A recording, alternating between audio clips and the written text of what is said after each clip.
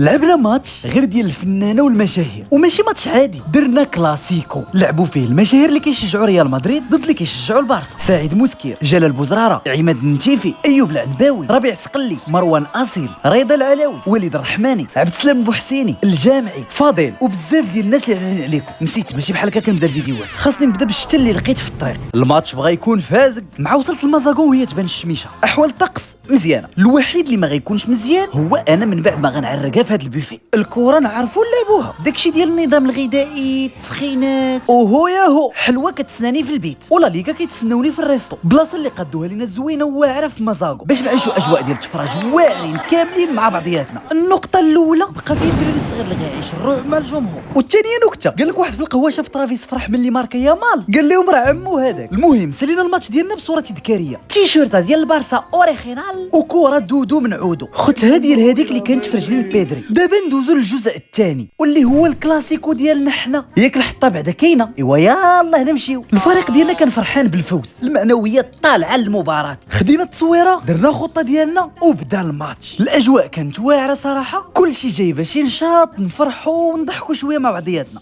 والله ما قصدت فيها شي حاجه اخويا ربيع، ما علينا. غادي تكونوا دابا كتسائلوا مع راسكم على النتيجه ديال هذا الكلاسيكو. ايوا راه ربحنا في الواقع وفي المواقع كي ديما. باقي عندنا بزاف ديال التجارب والسفريات، ما تساوش تابوناو. تهلاو.